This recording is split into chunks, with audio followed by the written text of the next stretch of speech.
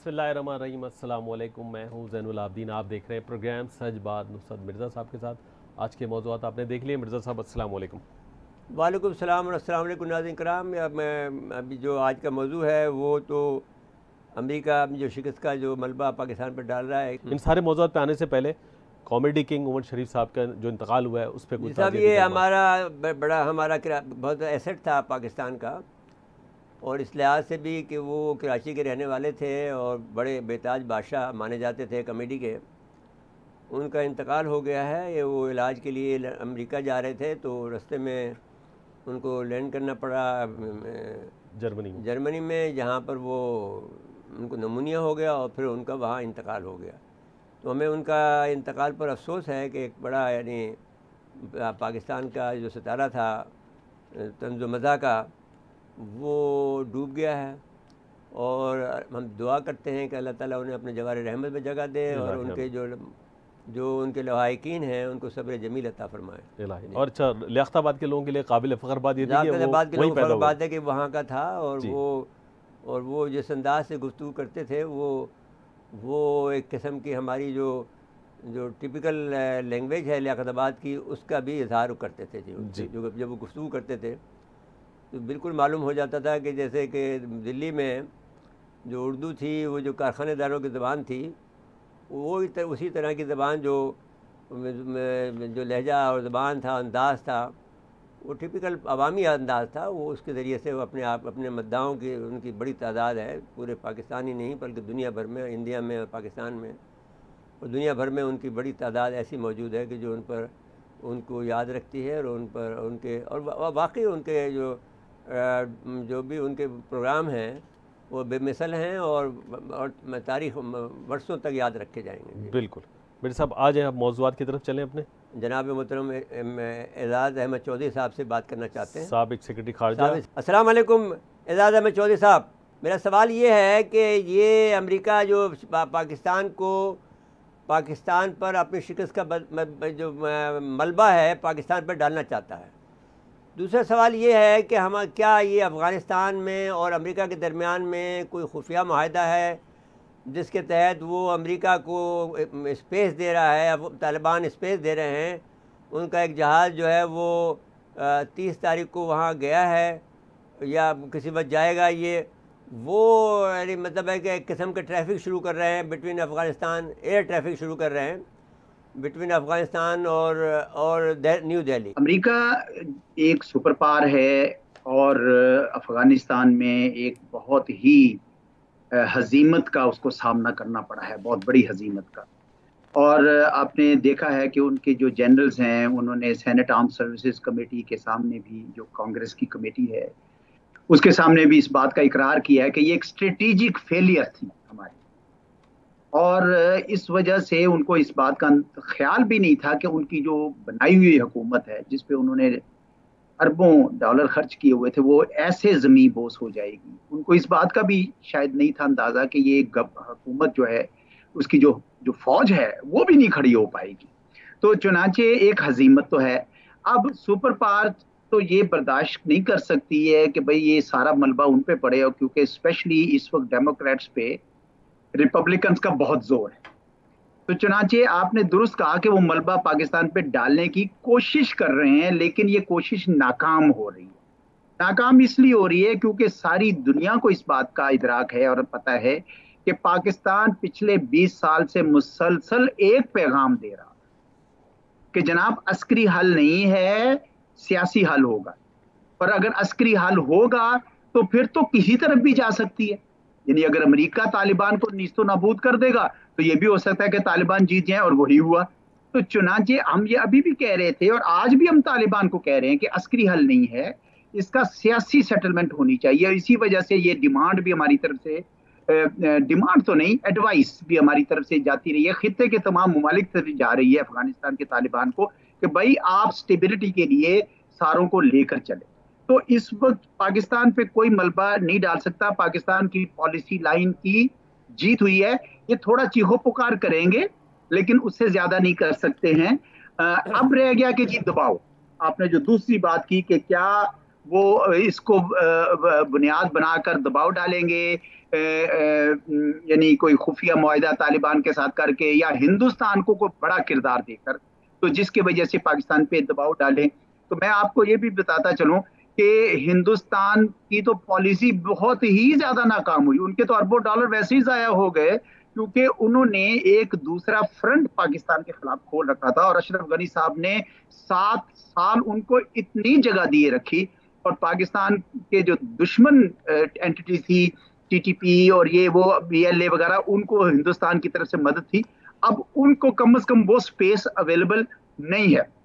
अच्छा, तालिबान अगर हिंदुस्तान के साथ कोई ताल्लुकात कायम करते हैं तो करें, हम तो कहते हैं कि इंडिपेंडेंट है अफगानिस्तान, उसको एक आजाद मुल्क के तौर पर किसी से भी ताल्लुकात रखने की इजाजत होनी चाहिए। लेकिन जिस तरीके से अमेरिका ने हिंदुस्तान को अफगानिस्तान के अंदर एक किरदार देने की कोशिश की और उसके लिए बड़ी, और जिसको उसने बड़ा ही ज्यादा मिस यूज किया, वो पॉलिसी कम से कम फेल हो गई है। मैं नहीं समझता कि किसी किस्म का अगर कोई खुफिया मुआहिदा है भी तो पाकिस्तान को घबराने की कोई जरूरत नहीं है, क्योंकि पाकिस्तान के मौकफ की जीत हुई है। पाकिस्तान, ये भी बात साबित हो गई है, जो अशरफ गनी साहब बोलते थे, हिंदुस्तानी बोलते थे और कुछ अमरीकी भी बोलते थे कि ये तो पाकिस्तान की वजह से शिकस्त हुई। भाई कैसे हो गई? यानी पाकिस्तान अब इतना पावरफुल हो गया, इतना सुपर पावर हो गया कि अफगानिस्तान से बाहर बैठ के एक मलेशिया के जरिए वो एक सुपर पावर और नेटो फोर्स को शिकस्त दे सकता है। ये करीन कयास नहीं है, ना ये कोई अकल मानती है। तो मैं आपकी दोनों बातों का ये कहूंगा कि यस, वो मलबा डालेंगे, वो प्रेशर डालेंगे, क्योंकि उनका एक लार्जर गेम है इस पूरे इलाके में। वो चीन के खिलाफ एक मुसाबका कर रहे हैं। पाकिस्तान चीन का दोस्त है, उनको प्रेशर पॉइंट्स पाकिस्तान के लिए डेवलप करने हैं। लेकिन ये प्रेशर लेगा या नहीं लेगा, ये इसका फैसला हम करेंगे। पाकिस्तान को बिल्कुल प्रेशर नहीं लेना चाहिए। हमारा मौका दुरुस्त साबित हुआ है और हिंदुस्तान के लिए भी वहां पे मुश्किलात पैदा हुई हैं। हमें अल्हम्दुलिल्लाह इस सूरत हाल में बेहतरी की तरफ चलेगी। जी अच्छा जोशी साहब, मेरी दूसरी बात जो करनी है, जो बहुत अहम है, कि मैं ये कहता हूँ कि ये बात ओबामा के, जो ओबामा और जब जो बाइडन नायब सदर थे और ओबामा सदर थे, तो उस वक्त उन्होंने ये महसूस कर लिया था कि ये जो जनरल हजरात हैं ये हमें धोखा दे रहे हैं और ये झूठ बोल रहे हैं। और अब ये बातें कई दफ़ा इन्होंने कहा कि साहब हमें, जैसे आप, अगर आपको याद हो, जो इनका जो बहुत ज़्यादा जो मैंने एम्बिशियस आदमी था, वो जो तमाम थिंक टैंक के दर दर फिरता रहा और वो कहने लगा कि मुझे ज़्यादा फ़ौजें दे दें, तो ज़्यादा फ़ौजें उसको दे दी गई, लेकिन इसके बावजूद भी वो नाकाम हुआ। अब जब ये 3 लाख की जो फ़ौज थी, जिसको कहा कि हमने ट्रेनिंग दी है और ये खड़ी रहेगी, और ओबामा को भी, और इसने, जो बाइडन ने भी 15 अगस्त के बाद में भी ये इंटरव्यू दिया कि ये हम वहाँ पर से, वहाँ सिविल वार होगी, और ये नहीं कहा कि सिविल वार होगी, कि वहाँ पर फ़ौज मौजूद है अब जो इनका मुकाबला करेगी, अगर तालिबान को इतनी आसानी से वहाँ पर नहीं रहने देगी, या जो कुछ भी जुमले थे वो उसको, मतलब हम उसका ये लेते हैं। तो मैं आपसे ये कहना चाहता हूँ कि ये इस बात का तकाजा नहीं करता कि अगर अमेरिका के सदर, जो कि सुप्रीम कमांडर होते हैं फ़ौज के, वो मलबा उस पर भी डाल रहे हैं ना, जो बाइडन पर भी, कि ओल्ड मैन है, फैसला नहीं कर सका, हमारी एडवाइस को इसने अमल नहीं किया, फलाना फलाना। तो जो बाइडन इसके जवाब में क्या ये ऐसा नहीं कर सकता कि इन तमाम जो लोगों थे जो अफ़गानिस्तान के में कमांडर रहे हैं, या जो अफ़गानिस्तान के मामला को पेंटागन में देखते रहे, उनको कोर्ट मार्शल करे, क्योंकि तुम धोखा देते रहो, झूठ बोलते रहो। कहाँ 3 लाख की फ़ौज? जी, अफगानिस्तान के हवाले से अमेरिका में एक दाखिली सियासत का सिलसिला भी चल रहा है। रिपब्लिकन्स कोशिश कर रहे हैं कि जो बाइडन को एम्बैरस करें और प्रेशर डालें, पर हकीकत ये है कि पिछले 3-4 सदर सारे के सारे अफगानिस्तान से निकलना चाह रहे थे, उनको उनकी इस्टेब्लिशमेंट ने नहीं निकलने दिया। वो कोशिश करते रहे लेकिन नहीं हुआ। ओबामा भी नहीं कर सके, ट्रंप भी नहीं कर सके। लेकिन जो बाइडन को आप इस बात का जरूर क्रेडिट दें कि वो बतौर नायब सदर जब ओबामा के थे और उससे पहले सेनेटर थे, वो हमेशा से कह रहे थे कि बाहर की जंगों में मत जाइए। तो उन्होंने अपने मौकफ का अभी भी दिफा किया है। लेकिन अमेरिका की एक दाखिली सियासत है, मिड टर्म इलेक्शंस अगले साल आने वाले हैं, तो रिपब्लिकन्स तो नहीं छोड़ेंगे ना उसको, वो तो दबाव डालते रहेंगे। मसला, हमें इस बात से कोई ताल्लुक नहीं है कि वो कैसे इसको इन्वेस्टिगेट करते हैं। वो अपने जनरल्स को सजा देते हैं या नहीं देते हैं या क्या करते हैं, इसका ताल्लुक हमारे से कोई नहीं है। उनके पास हर किस्म का सबूत है कि ये क्या हुआ था। और उसके सबसे बड़ी सबूत का जो है वो कांग्रेस ने एक बॉडी बनाई हुई थी, उसका नाम था cigar, special inspector general for Afghan reconstruction. वो हर 3 महीने बाद एक रिपोर्ट शाया करती थी आजादाना तौर पर। उस रिपोर्ट का मैं कारी था, महीने पढ़ता था और अमेरिका में इसको इस्तेमाल भी करता था। उसमें वो साफ लिखते रहे थे, हर क्वार्टर पे लिखते थे कि जी 44% से ज्यादा इलाका अफगान हुकूमत के कंट्रोल में नहीं है। वो लिखते थे कि अफगान हुकूमत जो है वो करप्शन का शिकार है। वो ये लिखते थे कि ये जो फौज है इनकी ये खड़ी नहीं हो सकेगी, कभी इनके अफगानी अमरीकियों पे अटैक करते हैं, कभी अफगानियों पे अटैक करते हैं, घोस्ट सोल्जर्स बने हुए हैं। वो कह रहे थे डिजर्शन रेट बहुत ज्यादा है। तो ये सारी बातें उनके इल्म में थी, ये नहीं कोई कह सकता कि ये पाकिस्तान का कसूर था। इस वजह से मैं ये कह रहा हूं कि भाई जो उन्होंने करना है वो करते रहे अपने तौर पर, हमें ये फैसला करना है कि हमने क्या करना है। मेरे साहब वीडियो लिंक पर एजाज अहमद चौधरी साहब हमारे साथ रहेंगे, लेकिन मुझे ब्रेक के लिए कहा जा रहा है। नाज़रीन, मुख्तसर वक्फा है, वक्फे के बाद दोबारा आते हैं।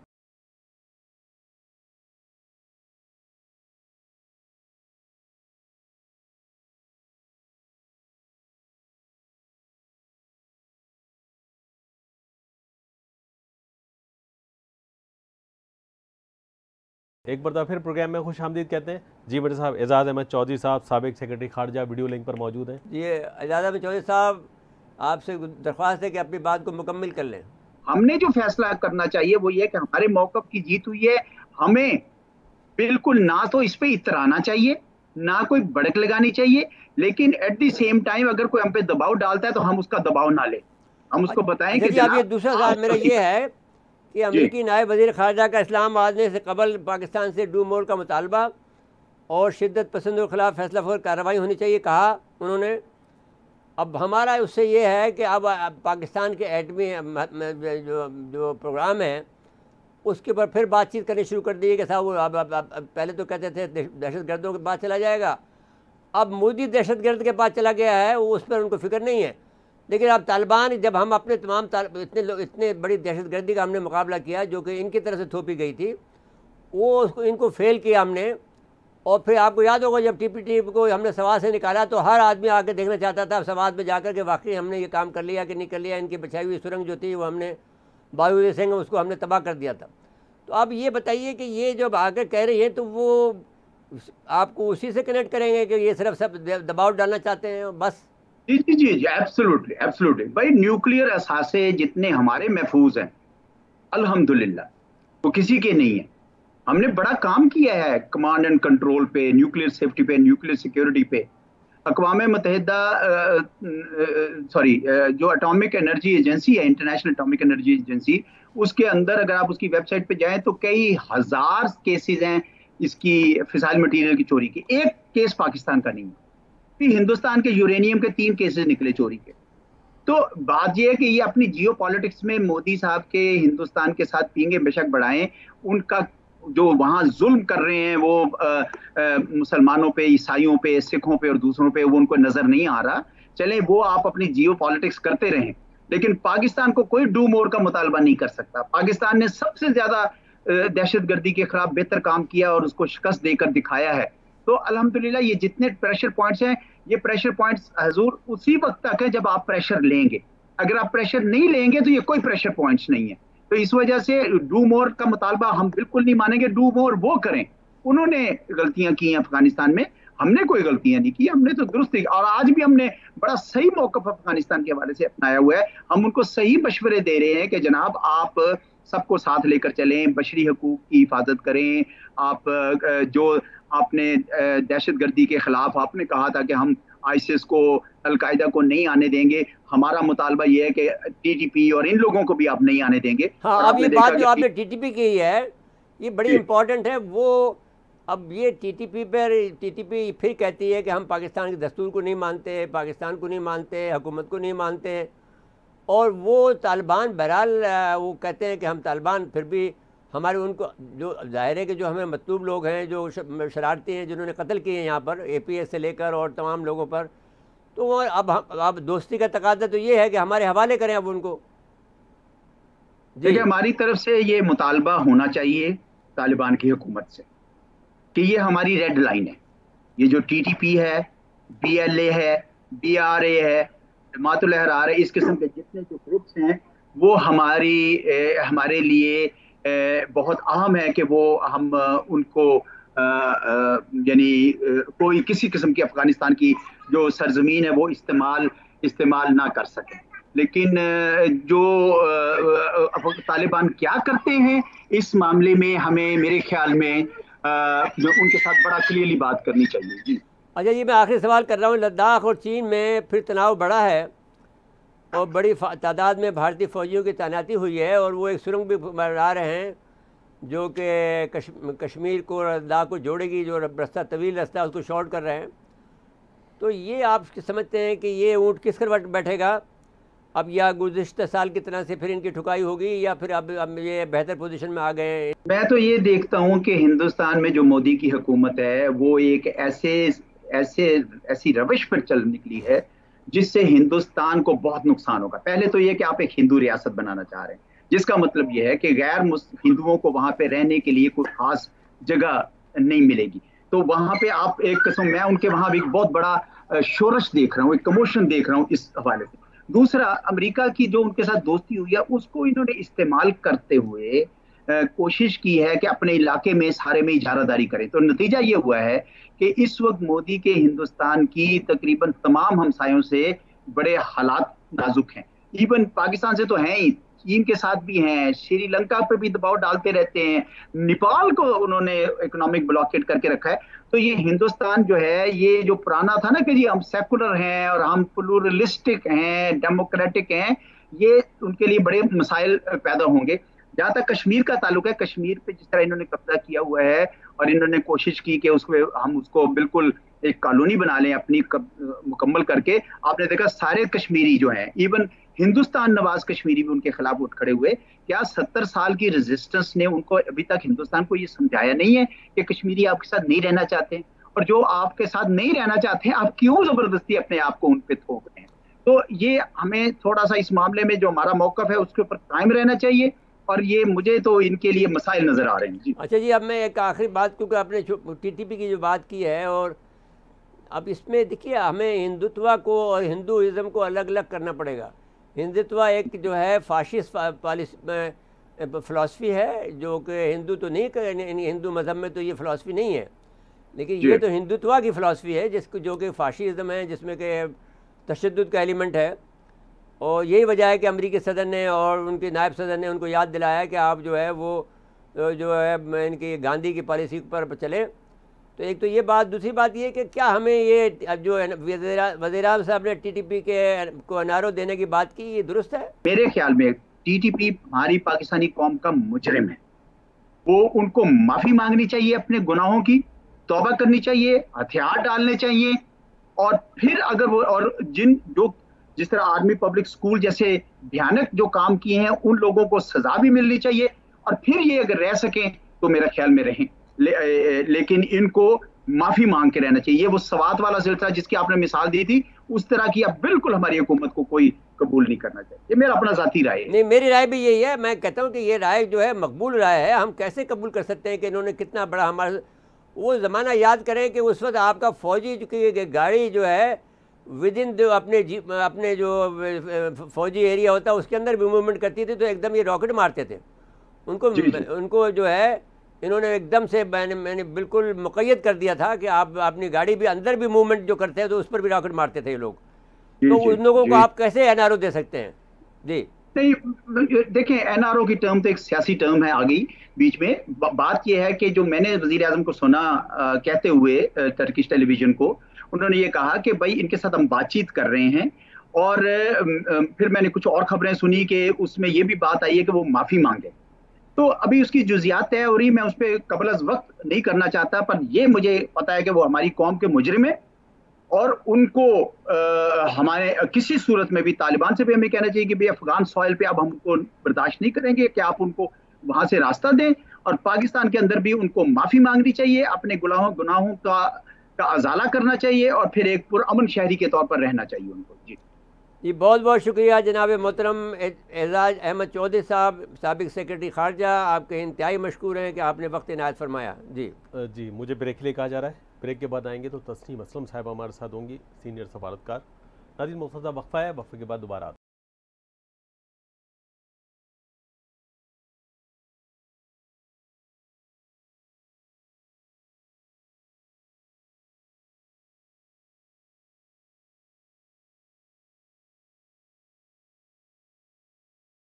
एक मरतबा फिर प्रोग्राम में खुश आमदीद कहते हैं। जी मेरे साहब सीनियर सफारतकार तस्नीम असलम साहिबा। जी मोहतरमा तस्नीम असलम साहिबा, अस्सलाम वालेकुम। वालेकुम सलाम। आपको खुश आमदीद कहते हैं अपने प्रोग्राम सच बात में। अब जो बात जो ज़ेर बहस है वो ये है कि अमरीकी नायब वज़ीर ख़ारजा इस्लामाबाद आने से पहले एक तो ये है कि उन्होंने पिछले 5 सालों से हमें अपने नायब वज़ीर ख़ारजा के हवाले किया हुआ है, हमारे को लेट डाउन करने के लिए या हमारी तौहीन करने के लिए या जो कुछ भी आप सफारती अल्फाज में कहना चाहें वो आप वो इस तरह हमें बता दें कि क्या जब ऐसा करते हैं तो इसकी इस्तेलाह क्या होती है। पहली बात ये है कि अगर अमेरिकन इस लेवल पे हमें लीड करें, इस पे हमें इतना शोर बार बार कॉल नहीं किया या बात नहीं हुई, ये बड़ा बचपना लगता है। कॉल नहीं की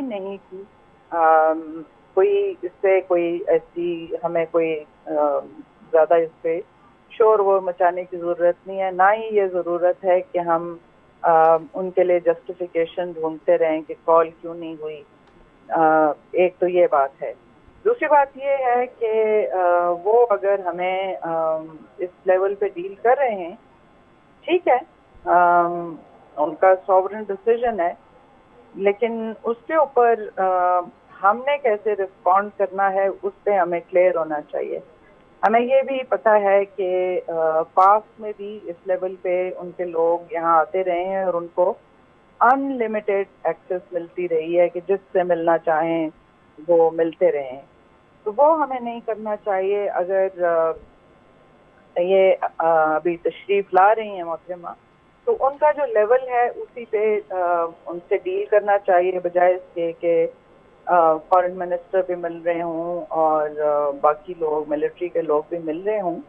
उनको इनका लेवल बनता है हमारे सिस्टम में एडिशनल सेक्रेटरी का, डीजी एडिशनल सेक्रेटरी लेवल, उसी लेवल पे आप उनसे डील कीजिए। बजाय और दूसरी बात ये है कि ये मौका होगा जिसमें हम अपने जो कंसर्न्स हैं और जो जिस किस्म की वहाँ पे ब्रीफिंग्स हो रही हैं, वो जो उनके मिलिट्री के लोगों ने ब्रीफ किया है सेनेट को, उसके ऊपर भी हमें अपनी बहुत क्लियरली अपनी पोजीशन बतानी चाहिए, अमेरिकन को कन्वे कर देनी चाहिए कि ये एक्सेप्टेबल नहीं है।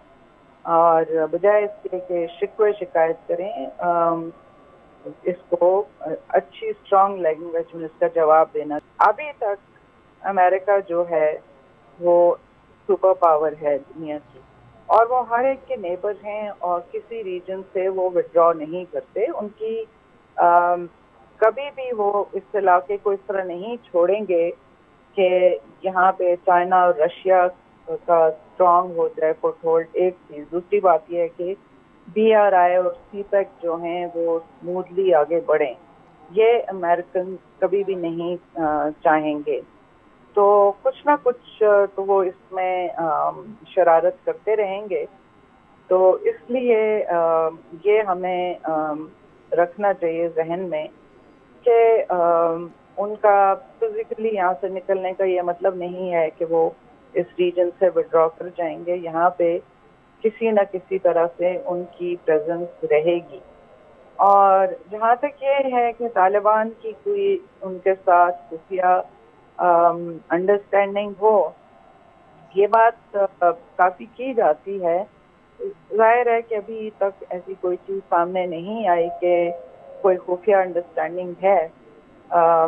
और जिस तरह वो तालिबान के फंड अफगानिस्तान के फ्रीज किए गए हैं और अभी तक UN में इस हुकूमत को अफगानिस्तान की रिप्रेजेंटेशन भी नहीं मिली, और जो उनकी जिस तरह की स्टेटमेंट्स हैं और जो यहाँ पे अफगान आर्मी जिस तरह कोलैप्स कर गई या पंजशेर में रेजिस्टेंस जिस तरह ख़त्म हुई, उससे नहीं लग रहा कि कोई ऐसी खुफिया अंडरस्टैंडिंग है।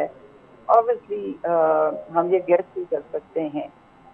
तो नहीं, एक बात है, हमारे पास कई आर्टिकल हैं ऐसे जिसमें इसमें लिखा है, उसका एग्रीमेंट पर मैंने प्रोग्राम किया था, मेरा अकेला आर्टिकल भी उस पर मौजूद है उर्दू अखबारात में, और उसमें ये था कि इन्होंने, तालिबान ने ये मुआहदा कर लिया है कि वो अमेरिका को जाने में मदद देंगे, और जो भी आज इनके ऊपर हमला करेगा, जो दूसरे लोग हमला करेंगे, उसका भी वो प्रोटेक्शन इनको देंगे।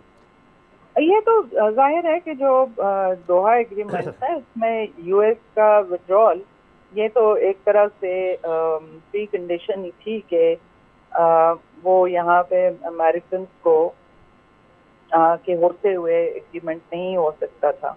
दूसरी बात ये है कि उन्होंने ये भी ऑब्वियस बात है कि उन्होंने अमेरिकन के विड्रॉल को फैसिलिटेट करना था, और वो ऑब्वियसली अंडरस्टैंडेबल भी है कि वो क्योंकि चाहते थे यहाँ से निकल जाएं, तो वो उन्होंने ज़ाहिर है फैसिलिटेट भी किया, और उनके साथ अमेरिकन ने बड़े क्लियरली ये बात कही है कि तालिबान ने उनके साथ कोऑपरेट भी किया, और जब तक काबुल एयरपोर्ट अमेरिकन के अंडर कंट्रोल था, उसके बाहर की सिक्योरिटी तालिबान ने प्रोवाइड की।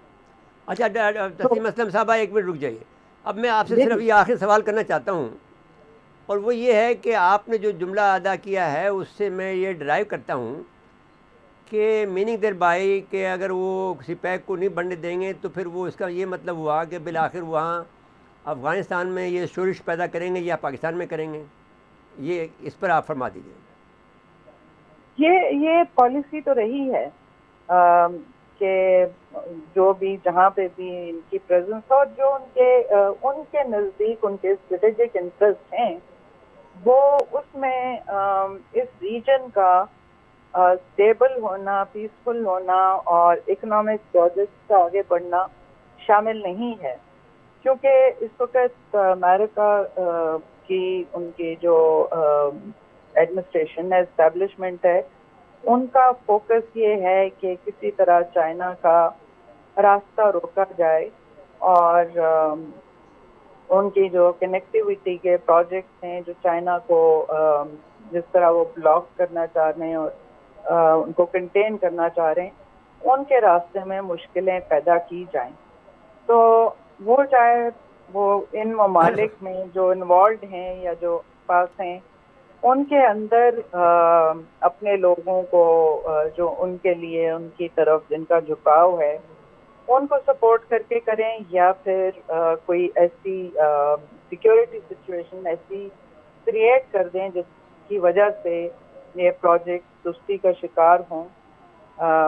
ये पॉसिबिलिटी बिल्कुल है। अच्छा, तो आपका ये आप शरा सदर से कह सकते हैं कि ये प्रॉब्लम क्रिएट करेंगे, सिपैक को नहीं जारी होने देंगे? बिल्कुल, इस पे तो वो बड़े क्लियरली आर्टिकुलेट कर चुके हैं कि वो सिपैक को सही नहीं समझते। एक ऐसा मुल्क जिसने पाकिस्तान को 70 साल ऑलमोस्ट एक ऐसी सिचुएशन में जकड़े रखा कि जहाँ पे उनकी जो इकोनॉमिक असिस्टेंस तो कम होती थी, मिलिट्री असिस्टेंस या इकोनॉमिक असिस्टेंस जो भी देते थे, वो जिस तरह की कंडीशनैलिटीज़ के साथ वो मशरूत थी, वो आज उनको बहुत दर्द है कि चाइना पाकिस्तान को एक डेथ ट्रैप में लेके आ गया है, और ये पाकिस्तान के लिए अच्छा नहीं है। तो ये चीज़ें इंडिकेट करती हैं। और दूसरी बात है कि वो जो एक उनका इनिशिएटिव भी है कि बिल्ड बेटर वर्ल्ड, जो है कि एक तरह से पहले भी उन्होंने सिल्क रोड का प्रोजेक्ट भी किया था, फिर अब ये लेके आए हैं जो कि ज़्यादा भी ऑब्वियसली उनका मटीरियलाइज होना और एग्जैक्टली कैसे चीज़ें होंगी वो तो अभी क्लियर नहीं है, लेकिन इंटेंशन ये जाहिर होती है कि वो एक चाइनीज़ के जो भी प्रोजेक्ट्स हैं उसके एक पैरेलल अपने इनिशिएटिव्स को लाना चाहते हैं, ताकि फिर एक और चीज़ जो वो कर रहे हैं कि मुल्कों पे प्रेशर डालना चाहते हैं कि बजाय इसके कि ममालिक के पास ये पॉसिबिलिटी हो कि आप किसी ब्लॉक में शामिल हुए बगैर, किसी भी अलायंस का हिस्सा बने बगैर, आप अगर दोनों तरफ, दोनों बिग पावर्स के साथ इक्वल डिस्टेंस और कोऑपरेशन रखना चाहें तो ये मुल्कों के लिए मुश्किल बनाया जाए। बहुत बहुत शुक्रिया मोहतरमा तस्नीम असलम साहिबा, हम आपके मशकूर हैं कि आपने वक्त इनायत फरमाया। जी, इसी के साथ वक्त ख़त्म हुआ प्रोग्राम का। नाज़रीन, आज के लिए इतना ही। आइंदा प्रोग्राम तक के लिए इजाज़त चाहते हैं।